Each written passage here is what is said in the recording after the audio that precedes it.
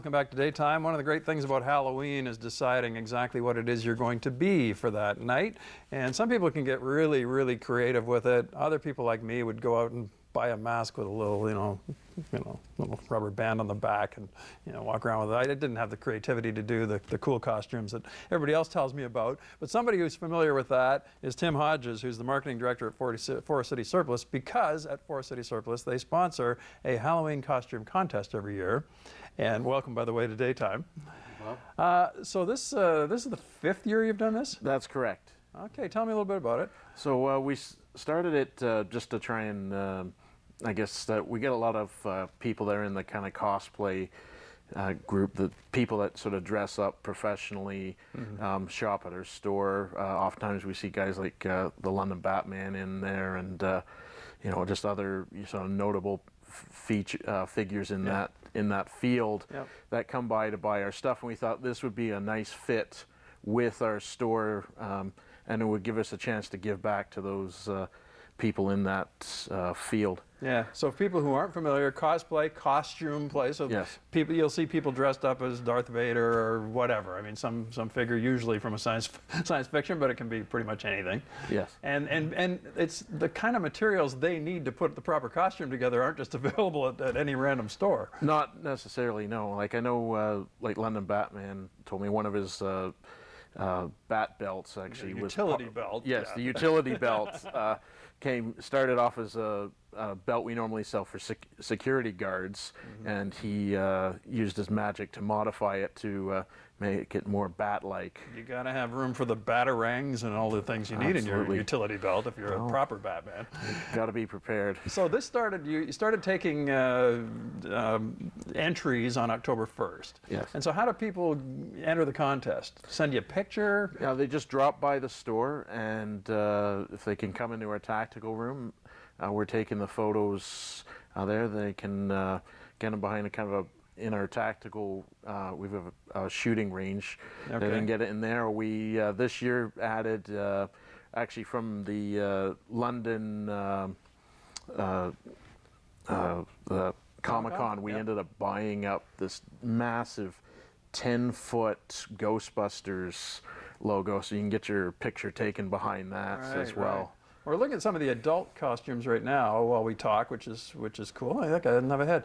Headless Horseman. So you have both adult and kids. Yes, two separate categories. 13 and up is for the adults, and 12 and under for the children. Now, see, I'm guessing that's a 12 and under there. Yeah, absolutely. Yes, yes, yeah. Cute Bumblebee, the gangster there with a beautiful pinstripe suit. Very nice. I would take that there, suit. And, it's just so cute. Wonder Woman. What's in it for him? What's the prize here? What do you do? So for the adults, it's top prize is a $150 gift certificate, and for the children, top prize is a $50 gift certificate. Mm-hmm.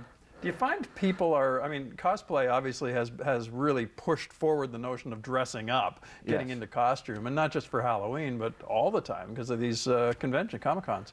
Oh, yes, yeah. When I was talking with London Batman, he told me he's doing a charity dinner there, Gotham's charity dinner coming up soon, and then there's, we now have 2 Comic-Cons in London that help promote it. We have the free comic book, free comic book day.